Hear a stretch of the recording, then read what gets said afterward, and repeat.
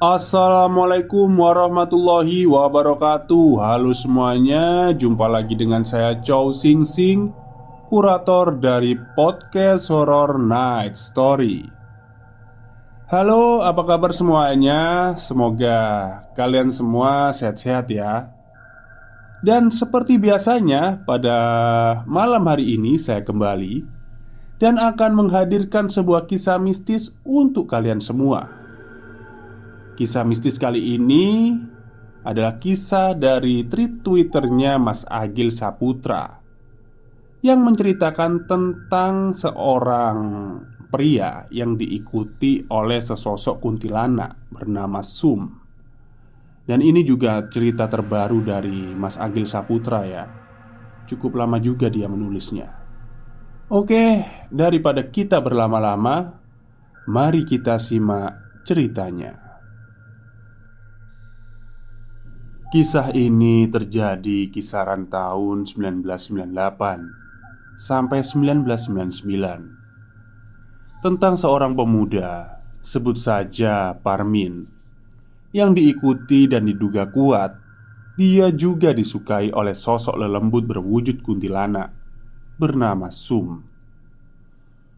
Selama hampir 40 hari sejak pertama kali Parmin melihat sosok itu, perhatian demi perhatian terus diberikan oleh kuntilanak Sum, yang tentunya menjadi teror yang sangat mengganggu dan menyeramkan baginya.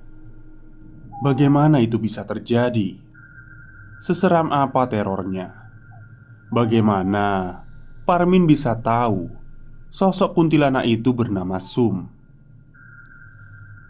Di sebuah dusun kecil yang berada di kecamatan paling utara di Kabupaten Temanggung, di rumah sederhana, tinggallah seorang pemuda 22 tahun bernama Suparmin. Ia anak tunggal dan hanya tinggal dengan ibunya. Ayahnya sudah meninggal sejak Suparmin berumur 8 tahun. Suparmin memang bukan keluarga kaya, tapi tidak bisa juga disebut miskin. Karena nyatanya ia bisa sekolah hingga lulus SMA dari usaha ibunya yang membuat keripik singkong. Sejak lulus, Suparmin menjadi tangan kanan ibunya menyuplai keripik singkongnya ke warung-warung hingga ke pasar. Bersamaan dengan pecahnya krisis moneter di tahun ini, 1998, permintaan justru meningkat, tapi tak dibarengi dengan pemasukan yang malah berkurang.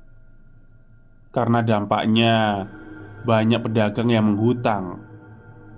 Tapi itu tak begitu membuat usaha Parmin dan ibunya goyah. Mereka tetap berjalan meski harus terbiasa dengan sistem yang berbeda. Setiap pagi dan sore, Suparmin mengantar pesanannya ke tempat yang berbeda-beda, dari pasar dan desa-desa, dengan motor Honda CB100. Suparmin dengan giat membantu ibunya menyuplai dan menagih uang ke setiap pelanggannya. Upahnya 12.000 per hari. Itu sudah cukup baginya. Lagian, itu kan upah bersih. Karena bensin dan makan jelas Parmin masih ikut dengan ibunya. Ia sangat nyaman dan bahagia dengan pekerjaannya itu. Namun, ia tak tahu bila suatu hari sesuatu hal akan terjadi. Sesuatu hal yang hampir merubah hidupnya selamanya. Di suatu siang di rumahnya, selepas Suparmin dari pasar, ia yang tengah leyeh-leyeh di kursi ruang tamu dipanggil oleh ibunya. Parmin diminta untuk mengambil bahan baku keripiknya di tempat Pak Sarman, seorang petani ketela yang menjadi salah satu penyedia bahan baku untuk usaha keripik singkongnya. Hah? Pak Sarman? Apa nggak ada yang lain toh bu? Ke Pak Desukri itu loh, jawab Parmin seraya menyarankan untuk mengambil saja ke Pak Desukri, petani ketela tetangganya. Punyanya Pak Desukri itu belum panen.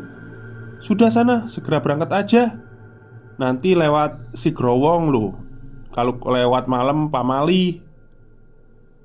kata ibunya dari dapur sambil mengingatkan Parmin, karena jalan menuju rumah Pak Sarman melewati daerah Sigrowong, salah satu tempat di wilayah hutan pinus di pinggiran Kabupaten Temanggung. Parmin masih rebahan di kursi. Dia pun menoleh ke arah jam dinding yang menunjukkan pukul 13.30. "Ah, bentar mak, tak tiduran sebentar, capek," kata Parmin kepada ibunya, yang sebenarnya ia agak malas untuk ke tempat itu. Hingga tak terasa, Parmin pun ketiduran dan dibangunkan kembali oleh ibunya. "Parmin, iki sudah jam berapa? Sudah setengah 5 loh. Cepat berangkat," kata ibunya membangunkan Parmin dengan agak marah. Parmin pun buru-buru keluar, menyalakan motornya dan berangkat menuju rumah Pak Parman. Tapi apesnya, ban motor Parmin bocor. Ia menyadari setelah merasakan sisi bagian belakang motornya mulai tak enak, tepat di ujung desa depan jalan raya. Tak mungkin dia pergi ke tempat Pak Parman dengan posisi ban belakangnya yang bocor. Dengan lesu ia pun turun dan mendorong motornya ke tambal ban di pinggir jalan raya, yang untungnya tidak begitu jauh dan terlihat masih terbuka. Ditamballah ban itu. Parmin menunggu dengan agak gelisah. "Waduh, nanti lewat Sigrowong lagi," batinnya dalam hati. Tapi ini memang kesalahannya yang tidak mengindahkan omongan dari ibunya untuk berangkat siang tadi. Singkat waktu, kira-kira 30 menit kemudian, ban motornya selesai ditambal. Setelah membayar, Parmin langsung tancap gas menuju rumah Pak Sarman. Waktu sudah menunjukkan kira-kira pukul 5 sore. Langit juga terlihat semakin meredup. Tak ada yang ganjil di perjalanannya sampai akhirnya 100 meter sebelum Parmin melewati daerah itu, yaitu Sigrowong, ia mulai mengurangi kecepatannya dan menyalakan lampu depannya, karena langit juga sudah hampir gelap. Dari kejauhan, Parmin melihat ada seorang wanita mengenakan kaos oblong putih. Wanita itu berjalan ke arah yang berlawanan dengan Parmin. Di sini Parmin tak berpikir macam-macam, karena ketika jarak mereka semakin dekat, Parmin melihat wanita itu membawa sabit di tangan kanannya dan tali di tangan kirinya. "Wah, ternyata pencari rumput," pikir Parmin dalam hati. Kondisi jalan di situ memang agak rusak, jadi mau tidak mau Parmin semakin memelankan laju kendaraannya. Hingga akhirnya mereka atau Parmin dan wanita itu berada di jarak yang cukup dekat. "Wanita muda nih," kata Parmin dalam hati. Mata mereka pun saling bertemu. Dan entah inisiatif dari mana tanpa curiga, Parmin pun melempar senyum kepada wanita itu, seraya melajukan motornya dengan amat sangat pelan. Dan senyuman itu dibalas. Namun disinilah keadaan semua berbalik, karena senyumannya diiringi dengan kucuran darah yang keluar dari mulut sang wanita itu.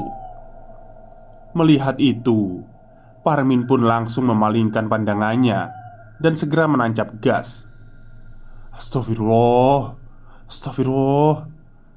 Itulah kata yang terucap dari mulutnya di sepanjang jalan. Sesekali Parmin menampar pipinya, berharap ini hanyalah mimpi. Tapi akhirnya sampailah dia di rumah Pak Sarman bersamaan dengan adzan maghrib yang berkumandang. "Waduh, kok maghrib-maghrib tondul?"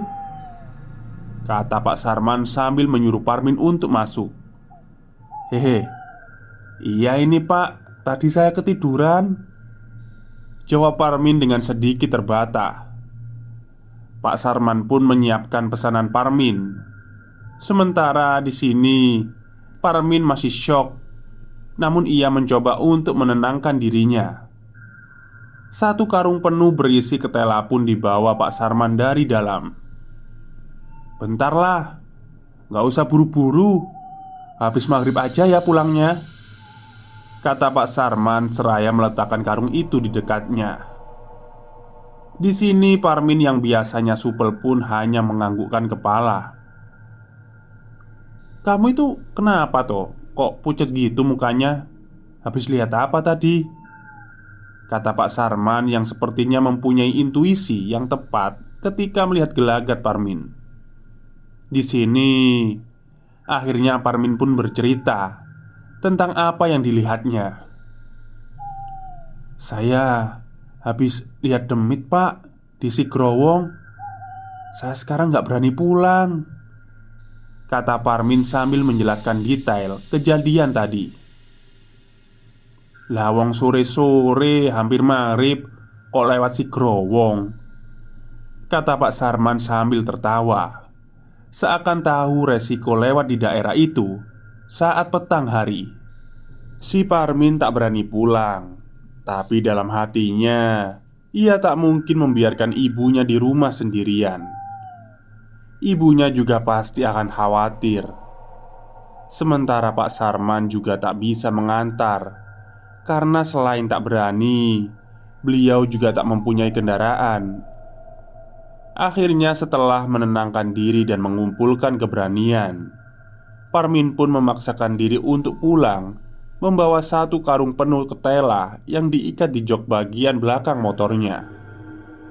Tak henti-hentinya Parmin berdoa dalam hati di sepanjang jalan. Hingga ketika Parmin melewati di daerah itu lagi, tempat di mana ia bertemu dengan sosok wanita menyeramkan itu, jantungnya berdegup kencang. Pandangan matanya ia luruskan ke depan. Ia tak berani menoleh. Dan kira-kira beberapa meter setelah ia melewati tempat itu, tiba-tiba grek, seperti ada sesuatu yang menumpang di bagian belakang motornya. Parmin sangat bisa merasakan. Kini motornya terasa sangat berat. Di sini pikiran Parmin mulai macam-macam. Namun, ia tak berani memeriksanya. Yang bisa ia lakukan adalah tancap gas. Dan bagaimana caranya agar ia bisa cepat sampai ke rumah.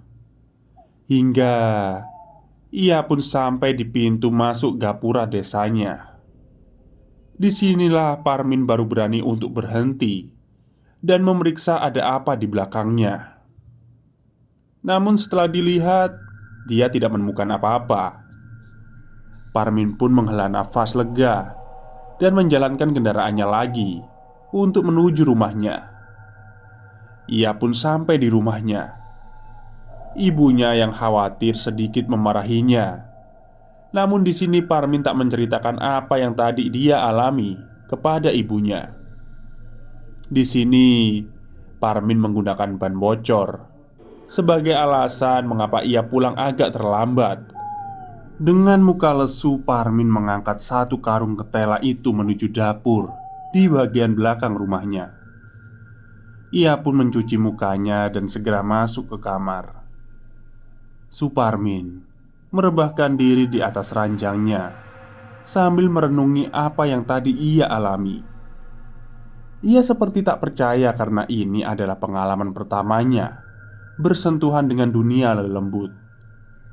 Seketika rasa ketakutannya kembali muncul mengingat wajah dari wanita itu. Ia segera keluar dari kamarnya dan menemui ibunya di dapur yang tengah melepaskan ketela dari kulitnya dengan air.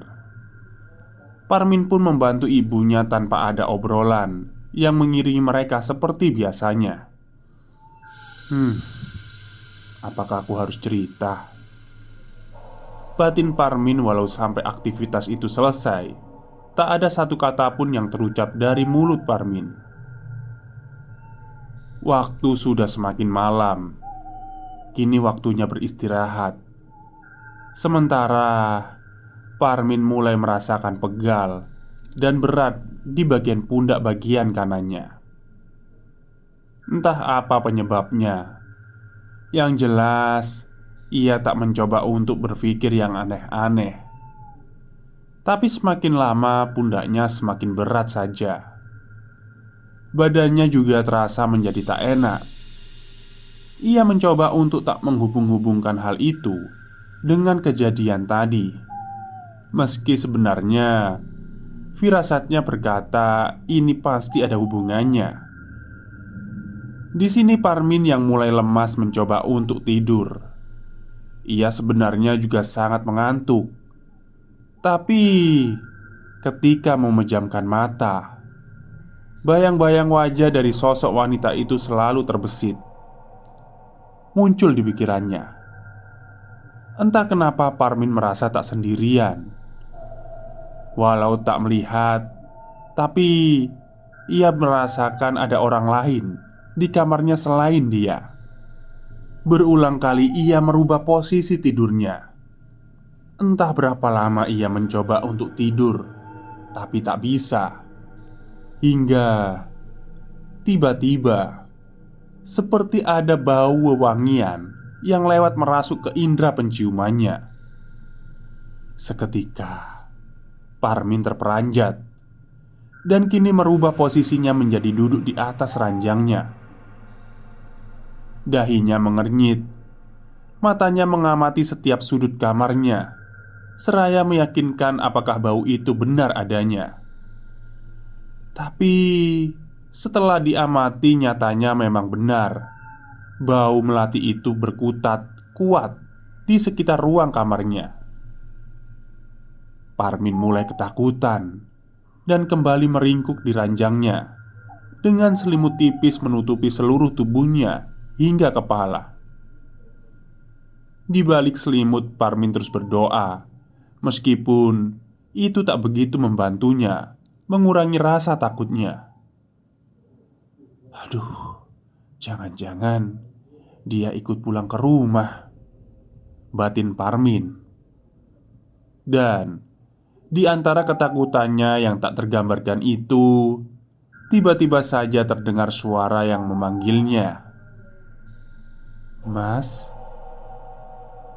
Sejenak Parmin menahan nafasnya setelah mendengar suara itu.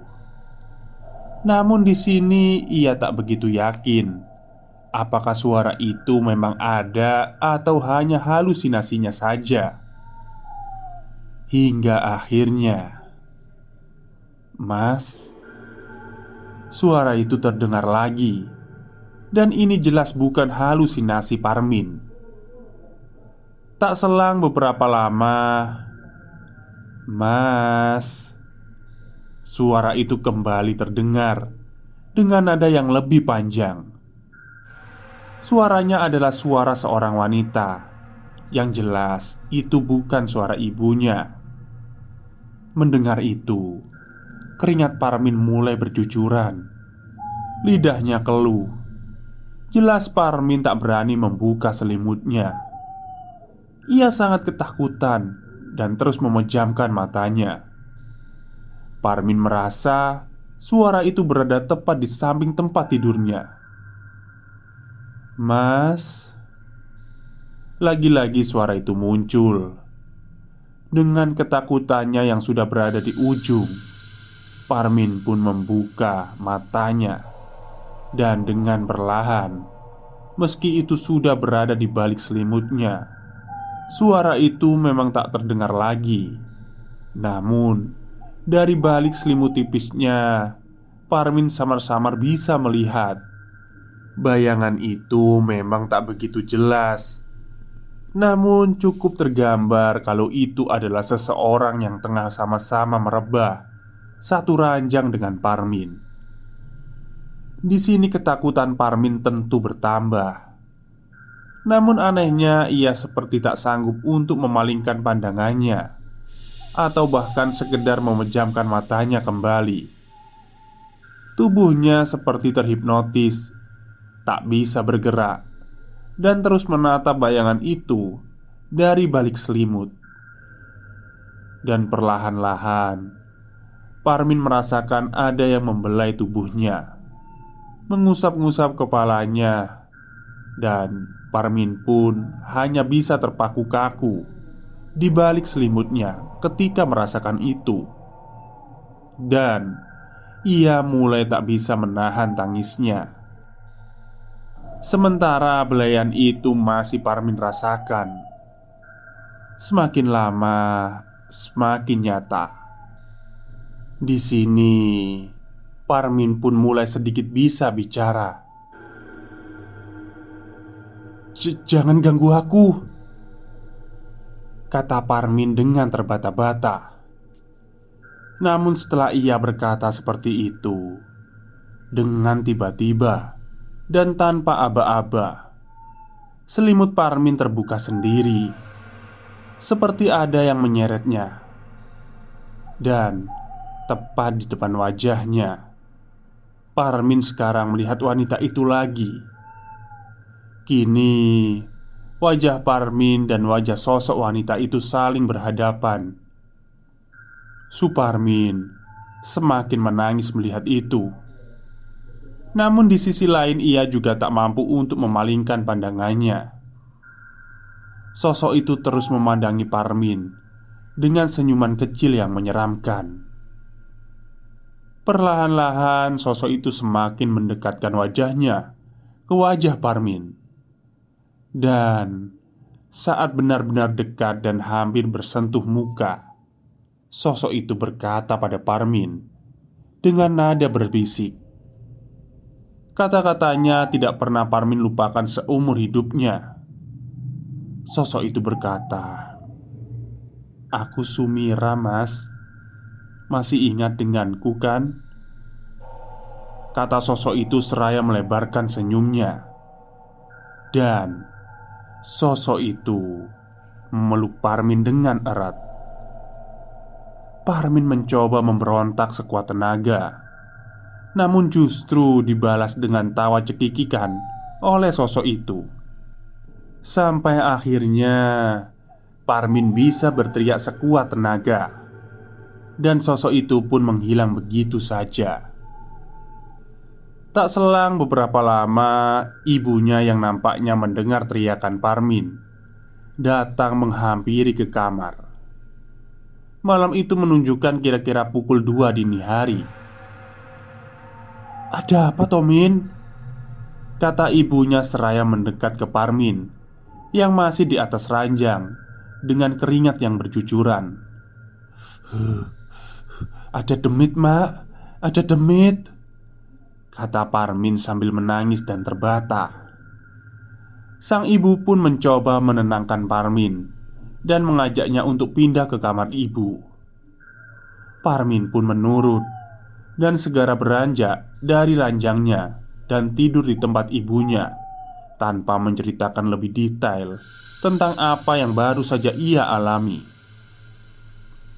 Singkat cerita, esok hari pun tiba. Parmin terbangun dengan lesu. Ia berjalan pelan dan duduk di ruang tamu, melamun, memikirkan tentang kejadian semalam.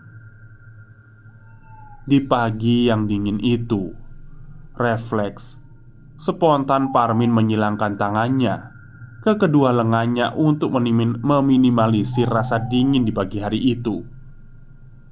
Namun ketika tangannya menyentuh lengan, Parmin sedikit merasakan sakit di kedua lengannya. Parmin pun memeriksanya, dan anehnya terdapat luka lebam yang membiru di kedua sisi lengannya. Tak sengaja juga ia mengusap mukanya dan merasakan sakit yang sama. Segera saja Parmin bercermin dan terdapat luka kecil di pelipisnya yang sama seperti di lengannya. Aneh sekali, luka ini yang tiba-tiba muncul begitu saja tanpa sebab. Parmin mencoba untuk tidak mempedulikannya. Dia bergegas menuju ke dapur dan duduk di depan pawon atau tungku perapian. Terlihat ibunya juga yang tengah memasak. Sembari membunuh dingin, Parmin melamun, menatap api yang membara di tungku itu. Tak selang beberapa lama, lamunan Parmin dipotong oleh perkataan ibunya. "Makanya, kalau dibilangin ibu itu yang nurut toh. Kamu ini pasti diikutin demit," kata sang ibu memecah lamunan si Parmin. "Semalam, ibu lihat ada anak perempuan di atas lemari. Pasti tuh yang ngikutin kamu," kata ibu menjelaskan. Jadi ternyata sang ibu ini mempunyai kelebihan untuk mudah melihat makhluk halus. Parmin yang dari dulu sebenarnya sudah mengetahui perihal kemampuan ibunya ini, tapi karena dia tidak mempunyai bukti dan hanya sebatas omongan orang sekitar kalau ibunya ini saringan memedi, Parmin tak begitu mempedulikannya. Sampai akhirnya kejadian semalamlah yang membuat Parmin menjadi percaya. Karena itu juga pengalaman pertamanya. Setannya masih ikut saya nggak, Mak?" kata Parmin seraya mendekat ke ibunya. Sang ibu menatap Parmin dengan serius dan seperti melihat sesuatu di wajah Parmin. Ibunya langsung bertanya kepada Parmin. "Dia menampakkan diri di sebelah mana?" kata ibunya. "Di sampingku, Mak, di atas ranjang," kata Parmin dengan rautnya yang agak panik. Sang ibu langsung menyeret Parmin ke kamarnya dan beliau memeriksa sprei di atas ranjang Parmin. Dan apa yang ibu temukan sungguh janggal, karena beliau menemukan helaian-helaian panjang rambut uban di atas kasur Parmin. Dan tak lama kemudian sang ibu langsung muntah-muntah. Entah apa yang ibu rasakan, Parmin terlihat memegangi ibunya dengan raut kebingungan. "Aduh, sana panggilkan Paman Samo. Gak beres ini," kata ibunya menyuruh Parmin untuk memanggilkan pamannya yang kebetulan masih tinggal dalam satu dusun. Parmin pun bergegas ke rumah Paman Semo dan menyuruhnya datang ke rumah. Terlihat kini Paman Semo dan Parmin berjalan beriringan, dengan Parmin yang berada di beberapa langkah di depan. Namun tak selang beberapa lama, Paman Semo seperti berlari dan memegangi pundak si Parmin. Nampaknya Paman Semo tahu akan sesuatu dan sampailah mereka di rumah. Bertemulah Paman Semo dengan ibu. "Ini Parmin kok kayaknya diikutin. Ini saya nemuin rambut di atas kasurnya," kata ibu Parmin seraya memperlihatkan temuan rambut itu. Iya, Mbak, aku sudah tahu. Lah itu demitnya dari tadi gandeng tangannya Parmin terus," kata Paman Semo sembari menengok ke arah Parmin. Parmin pun geser dari tempat berdirinya. Semula seraya mengelus tangannya. Ia tentu terlihat sangat ketakutan. Meski Parmin tak bisa melihat sosok yang menggandeng tangannya itu, yang jelas saat itu Parmin bisa merasakan berat dan pegal pada sisi bagian tangan kanannya. Sedikit informasi, Paman Semo ini adalah adik kandung dari ibunya Parmin. Beliau juga mempunyai kemampuan seperti ibunya Parmin. Namun bisa dikatakan kemampuannya ini benar-benar diasah. Jadi Paman Semo ini terlihat lebih menguasai. Singkat cerita, hari ini semua aktivitas sehari-hari yang biasanya dilakukan Parmin dan ibunya benar-benar ditunda dan fokus untuk mengatasi Parmin. Entah kenapa sang ibu terlihat sangat khawatir dengan Parmin. Beliau seperti mempunyai firasat kalau sesuatu ini akan berkepanjangan. Paman Semo terlihat ke belakang rumah untuk mengambil air wudhu, dan setelah itu mendudukkan Parmin di ruang tengah. Di sini Parmin sudah melihat gelagat yang aneh. Matanya melirik ke sana kemari. Sesekali terlihat tersenyum. Sang paman pun mengajaknya bersalaman sambil mengucapkan doa-doa. Dan tak selang beberapa lama tubuh Parmin pun menggelinjang dan mengeluarkan suara tertawa yang memekik.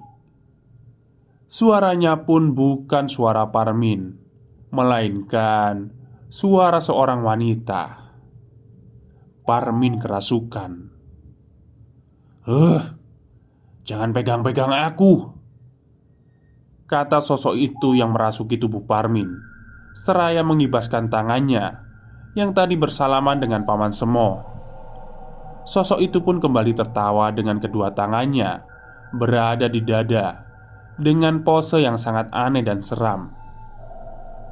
"Siapa ini? Dari mana? Ada apa kesini? Cepat keluar!" kata Paman Semo kepada sosok yang merasuki Parmin. "Hah? Siapa aku? Aku Sumirah," jawab sosok itu dengan tertawa. Tawanya semakin tak terkendali sampai membuat para tetangga Parmin berdatangan. Dan setelah itu Paman Semo pun memegang kepala Parmin. Ia membacakan doa-doa. Parmin pun terkulai tak sadarkan diri. Dan digotonglah Parmin masuk menuju kamarnya. Sementara para tetangga mulai riuh menanyakan apa yang sedang terjadi. Di sini sang ibu agak lega. Setelah beberapa saat kemudian, Parmin terlihat sudah siuman. Walau belum terkuak apakah makhluk itu benar-benar pergi atau hanya keluar saja dari raganya Parmin. Singkat cerita, malam pun tiba. Parmin sudah tidak merasakan berat lagi di pundaknya. Walaupun di hatinya masih gelisah, takut makhluk itu mendatanginya lagi. Ibunya ingin menemani Parmin di kamar, tapi ia tak mau. Sebagai anak yang tidak dimanja, si Parmin menenangkan ibunya bahwa semuanya sudah baik-baik saja. Parmin pun beranjak untuk tidur dengan tasbih di genggamannya. Malam itu terasa sangat senyap dan aneh. Bahkan suara binatang-binatang malam pun seperti tak terdengar di telinga Parmin. Ia mulai resah dan memutuskan untuk menyalakan radio, berharap ini bisa sedikit membunuh rasa gelisahnya. Hingga tak terasa, menit berganti jam. Semua siaran telah berakhir. Namun Parmin masih terjaga. Waktu sudah menunjukkan pukul 00.00. Parmin mencoba untuk memejamkan matanya seraya berzikir dengan tasbihnya.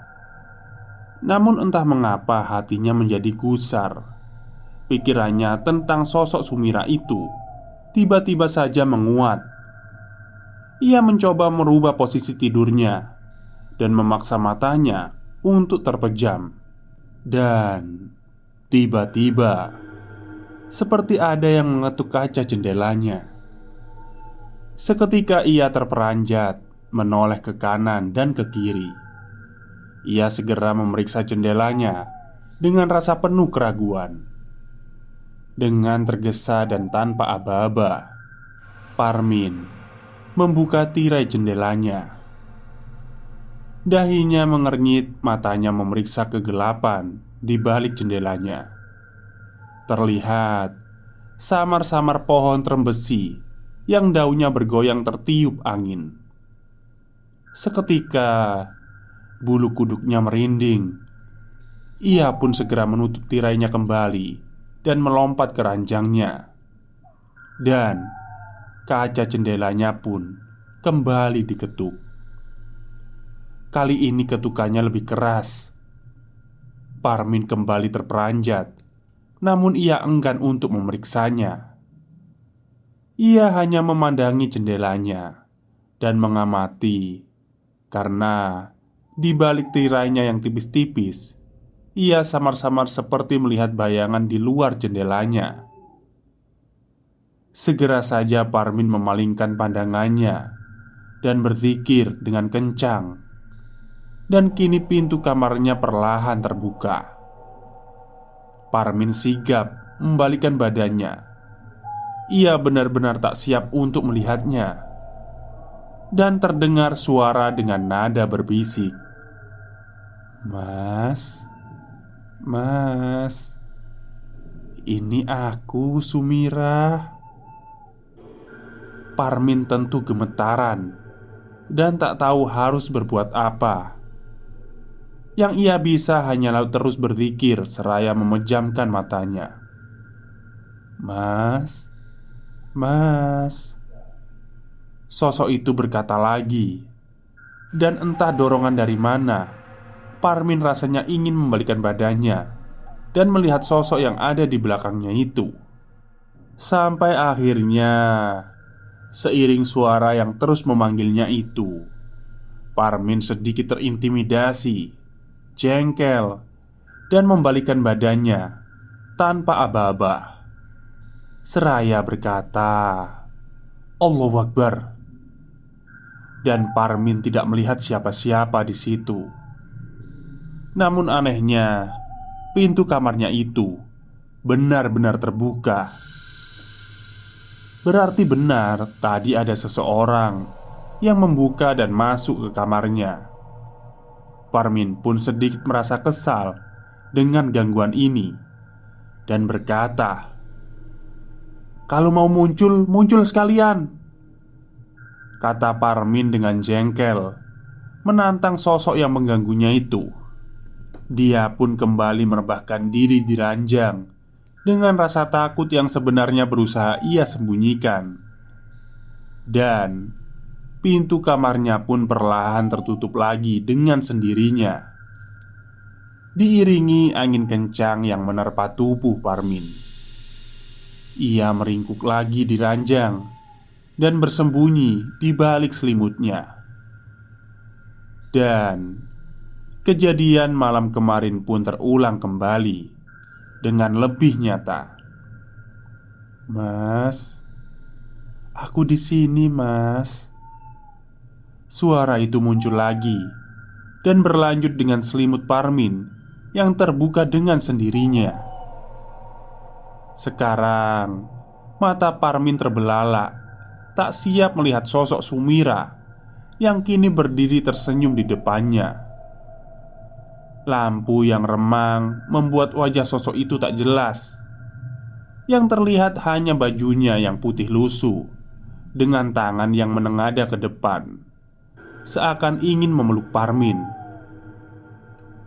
"Ampun, ampun, jangan," kata Parmin, seraya memundurkan posisinya.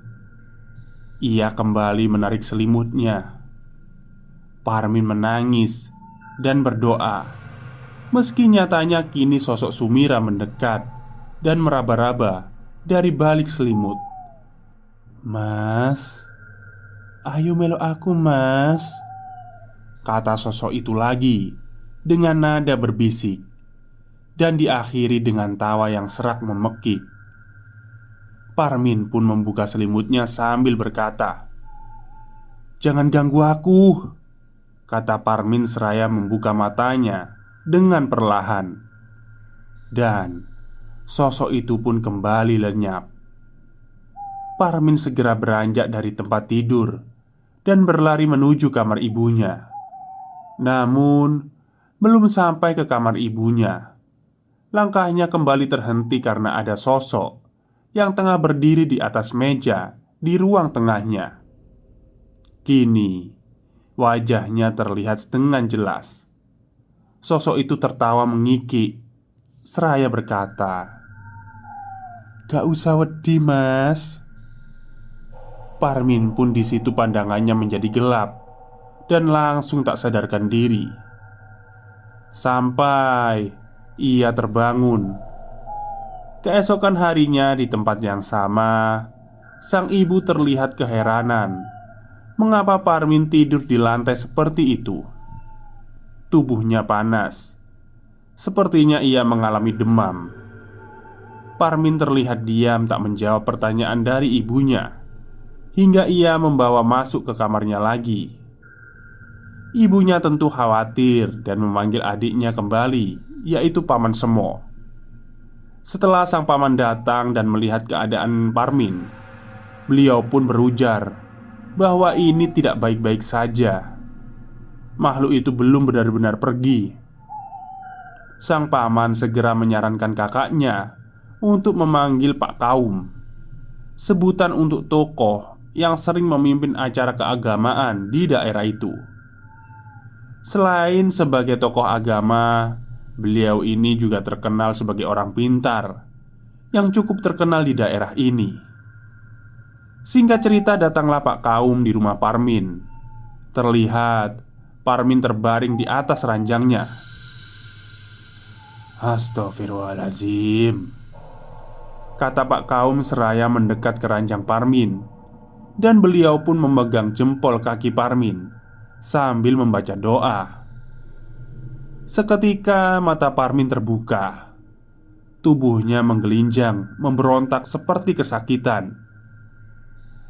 "Kurang ajar kabeh. Gak usah melok-melok urusanku. Bocah iki bojoku," kata Parmin yang sepertinya kembali kerasukan. "Siapa yang ada di dalam raga ini? Tolong keluar. Alammu bukan di sini," kata Pak Kaum yang masih memegangi jempol kaki Parmin. "Ora iso. Rogo iki weanku," kata sosok yang merasuki Parmin ini. Sementara kini Pak Kaum menyuruh ibu Parmin dan Paman Semo untuk memegangi tubuh Parmin. "Metuwo," kata Pak Kaum yang kini memegangi kepala Parmin. Ia mengerang kesakitan dan sosok yang merasuki Parmin pun keluar. Kini ia terlihat lemas untuk beberapa saat. Karena setelah itu Parmin langsung menangis, memeluk ibu dan pamannya. Ia terlihat sangat bingung dan ketakutan. Sebelum kita tahu penyebabnya dan dari mana asalnya, lelembut itu tidak akan benar-benar bisa diusir," kata Pak Kaum memotong. Dan sang ibu, paman serta Pak Kaum pun mulai menanyai sedikit demi sedikit kepada Parmin dari bagaimana ia bertemu dan apa saja penglihatan yang sudah Parmin alami. Namun Parmin tak tahu pasti. Yang ia ingat adalah di sore itu ketika ia bertemu dan melempar senyum kepada seseorang wanita yang ternyata itu adalah Sum, kuntilanak di wilayah hutan pinus Sigrowong. "Kenapa Parmin harus melempar senyum kepada lelembut itu?" tanya mereka bertiga kepada Parmin. Ya, alasan masuk akalnya adalah Parmin memang tidak tahu kalau itu adalah lelembut. Dan waktu itu memang Parmin yang tersenyum terlebih dahulu. Jadi, menurut analisa dari Pak Kaum, mungkin senyum dari Parmin itulah yang membuat Sum kuntilanak terpikat. Dari mana Sum Kunti berasal, kini sudah diketahui oleh Pak Kaum. Ibu dan Paman Semo kini tinggal penyebabnya yang masih semu. Pasalnya, dari beberapa kasus serupa yang Pak Kaum tangani, kasus Parmin ini bisa dikatakan beda dan tak biasa. Karena menurut beliau, Parmin ini bukan hanya sekedar diikuti, tapi juga sepertinya diingini oleh lelembut itu. Selang beberapa lama, Pak Kaum mulai membalur-baluri sudut-sudut ruangan di kamar Parmin dengan air yang sudah didoakan, berharap ini menjadi sebuah benteng agar sosok itu tidak mengganggu Parmin lagi. Tapi di akhir proses, Pak Kaum berkata kalau ini mungkin sifatnya sementara, karena menurutnya kuntilanak Sumirah ini cukup kuat. Tapi beliau berjanji akan berusaha semampunya. Dan itu sepertinya cukup berhasil meredam gangguan yang dialami Parmin. Terbukti selama hampir sebulan Parmin tidak lagi dirasuki atau mengaku didatangi sosok itu lagi. Walau dalam hampir sebulan itu Parmin benar-benar ambruk dan sakit. Tak jelas apa penyakitnya. Yang ia lakukan hanyalah terbaring di ranjangnya. Ia juga kini terlihat kurus dan tak banyak bicara. Meski beberapa hari sekali Pak Kaum juga menjenguknya, sang ibu mulai terlihat pasrah. Usahanya juga kacau dalam sebulan ini. Sampai akhirnya Parmin pun bicara kepada ibunya. Kata-katanya membuat sang ibu menangis. "Bu, aku udah gak kuat.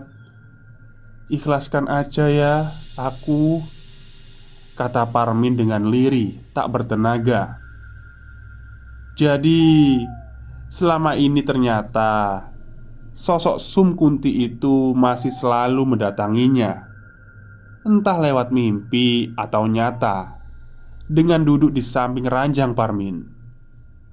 Menurutnya Sum Kunti beberapa kali berkata kalau dia menyukai dan mencintai Parmin. Sum Kunti pernah berkata kalau ia suka dengan Parmin sejak pertama Sum bertemu. Dan berulang kali Sum Kunti juga berkata kalau Parmin mirip dengan kekasihnya dahulu. Awalnya Parmin memang menolak dan selalu menyuruh Sum Kunti untuk pergi. Tapi Sum Kunti tidak mau pergi dan mengancam akan membawa malapetaka kalau Parmin menolak. Parmin pun pasrah. Hampir setiap malam ia dipeluk serta digerayangi. Kejadian itu kira-kira 3 hari pasca terakhir kali Sum Kunti merasuki tubuh Parmin. Dan puncaknya adalah semalam, yaitu malam sebelum ia bercerita kepada ibunya tadi. Malam itu seperti biasa, Parmin terbaring lemah di ranjangnya. Matanya terpejam tapi sebenarnya ia tak tidur. Sejak kedatangan Sum Kunti, Parmin hampir lupa kapan ia terakhir kali tidur dengan nyenyak. Ia membuka matanya untuk melihat jam yang sudah menunjukkan pukul 00.30. Dan ia kembali memejamkan matanya. Tubuhnya lelah, tapi ia tak benar-benar terlelap. Tak selang beberapa lama, angin berhembus perlahan, meniupkan bau wangi bunga yang entah bunga apa. Entah melati, kamboja, atau kenongo. Yang jelas ini adalah pertanda kehadiran Sum Kunti di kamarnya. Parmin mulai bersiap menata nafasnya. Nampaknya ia mulai membiasakan diri dengan kehadiran Sum Kunti, meski ia selalu tak berani menatapnya. "Mas, Mas," sapaan khas dari Sum Kunti. Parmin sempat membuka matanya sebentar dan melihat sosok itu sudah ada di depannya. Selimut yang menutupi tubuhnya hingga dada kini Parmin naikkan hingga menutupi kepalanya. Parmin hanya bisa berdiam diri menata nafasnya. Ia tak berdoa karena menurutnya selama ini Sum Kunti seperti tak mempan dengan doa-doa yang dibacakan oleh Parmin. "Mas," kata Sum Kunti seraya membuka selimut Parmin dengan perlahan. Parmin terdiam dan tetap menutup matanya. Ia pun mulai digerayangi dan dipeluk dari sisi samping. Inilah yang biasa dilakukan Sum Kunti kepada Parmin setiap malamnya. Sampai akhirnya untuk pertama kalinya Sum Kunti mulai naik dan duduk di atas tubuh Parmin. Ia tak bisa bergerak. Dada Parmin juga digerayangi. Sum Kunti juga mendekatkan wajahnya ke wajah Parmin. Meski matanya masih terpejam, Parmin mengaku tetap bisa melihat Sum Kunti dalam pikirannya. Sosok itu perlahan mulai menggoyang-goyangkan tubuhnya yang masih menindih Parmin, sambil tertawa lirih dan memanggil-manggil Parmin dengan sebutan Mas. Sembari terus memboyangkan tubuhnya, sosok Sum Kunti itu membekap mulut Parmin dan membuat Parmin membuka matanya. Sum Kunti pun berkata, "Pulang ke si Growong yuk mas, nikah sama aku," kata Sum Kunti sambil mengikik. Parmin yang mulai sulit bernafas kini mulai memberontak, menggerak-gerakkan kepala dan tubuhnya. Meski awalnya sangat sulit, namun akhirnya Parmin berhasil menghentakkan tubuhnya hingga sosok Sum Kunti pun menghilang. Posisi Parmin setengah duduk kali ini, keringatnya bercucuran. Rasa takutnya kali ini benar-benar memuncak dan tak tergambarkan. Entah apa alasan Sum Kunti berkata seperti itu sambil membekap mulutnya. Yang jelas, saat itu Parmin merasa Sum Kunti ingin membunuhnya. Ia meraih tasbih yang sempat terjatuh di dekat kolong tempat tidurnya dan berzikir dengan sekujur tubuh yang gemetaran. Parmin benar-benar tak bisa tidur atau sekedar memejamkan mata saja. Ia terus berzikir sembari menangis. "Aduh, bisa gila aku kalau kayak gini terus," kata Parmin dalam hati. Parmin pun terjaga hingga keesokan harinya ia bercerita tentang semua ini. Ibunya yang mendengar itu tentu saja menangis dan meminta Parmin untuk tidak menyerah. Parmin adalah harta satu-satunya bagi sang ibu. Akhirnya Pak Kaum dan Paman Semo pun dipanggil. Sesampainya di sana, sang ibu mulai menceritakan cerita Parmin tadi. Paman Semo dan Pak Kaum kaget keheranan. "Waduh, gak main-main ini," kata Pak Kaum dan Paman Semo. Jadi, asumsi Pak Kaum tempo hari memang tidak meleset, bahwa Parmin tidak hanya diikuti, tapi juga diinginkan.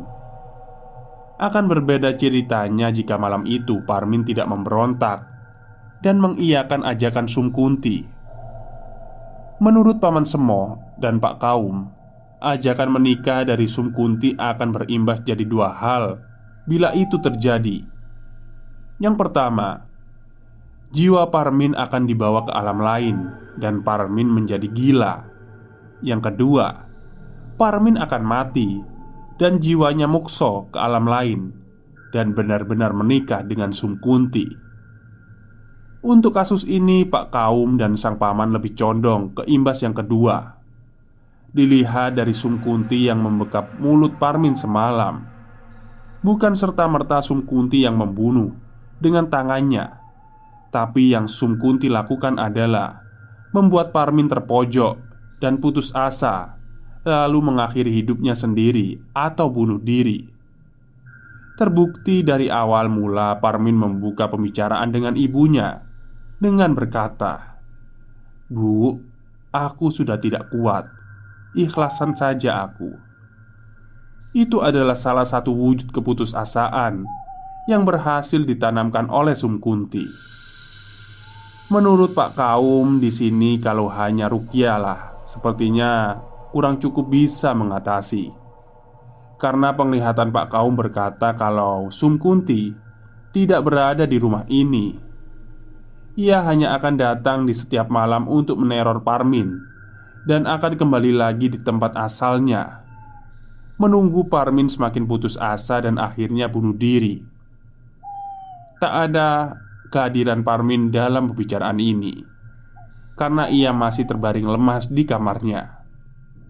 Setelah obrolan yang cukup panjang, Pak Kaum, sang paman dan sang ibu pun masuk ke dalam kamar Parmin. Rencana Pak Kaum ingin menghadirkan Sum Kunti agar memasuki raga Parmin dan bisa mencegah siasat Sum Kunti dengan cara berdialog. Tapi benar saja, asumsi Pak Kaum bahwasanya Sum Kunti tak berada di rumah ini. Sum Kunti tak hadir merasuki tubuh Parmin, dan memang tak akan pernah hadir. Ada satu solusi yang tersirat dalam pikiran Pak Kaum, yaitu ruat mayit. Dalam ilmu kepercayaan kejawen kuno, ruat mayit adalah acara selamatan mirip orang meninggal, namun ditujukan kepada orang yang masih hidup dan sudah dinyatakan menjadi tumbal setan. Ruat mayit ini dilakukan agar orang tersebut selamat dari penumbalan. Meski Pak Kaum ragu apakah ini bisa menyelamatkan Parmin, tapi ini tetap harus dilakukan. Singkat cerita, diadakanlah ritual ruat mayit itu. Sehari kemudian, ritual itu dilakukan selama 7 hari berturut-turut, berharap Sum Kunti bisa tertipu dengan ritual ini. Dan alhamdulillah, ini berhasil. Setelah ritual itu berangsur-angsur, Parmin mulai membaik. Tubuhnya yang sempat menjadi kurus mulai berisi seperti waktu dulu sebelum Parmin bertemu dengan Sum Kunti. Parmin pun mulai bekerja membantu ibunya, walau itu tetap menyisakan titik trauma. Selama bertahun-tahun, Parmin tak berani melewati jalan itu lagi. Jalan di mana pertama kali ia bertemu dengan sosok kuntilanak Sum itu. Hingga cerita ini ditulis, Parmin masih sehat dan bahagia dengan anak istrinya. Begitu juga dengan ibunya. Semoga beliau-beliau selalu diiringi keberkahan dalam hidupnya. Sekian cerita Sum Kunti. Semoga ada pelajaran dan hikmah yang bisa kita petik. Terima kasih. Oke, itulah akhir cerita dari tweet Twitternya Mas Agil Saputra yang berjudul Kuntilanak Sum. Jadi pesan moral yang bisa diambil dari cerita panjang ini adalah jangan sembarangan menebar senyum ya. Apalagi di daerah yang sepi atau terkenal angker. Jadi bila kita bertemu dengan seseorang dan seseorang itu asing, berada di daerah yang tidak kita kenal atau ya sepi lah atau angker, itu biasa saja, nggak usah tersenyum. Karena bisa jadi itu adalah lelembut yang sedang menyamar. Ini juga berlaku ya bagi kaum laki-laki yang suka senyum-senyum kepada wanita-wanita ya. Oke, mungkin itu saja cerita dari saya pada malam hari ini. Kurang lebihnya saya mohon maaf. Wassalamualaikum warahmatullahi wabarakatuh.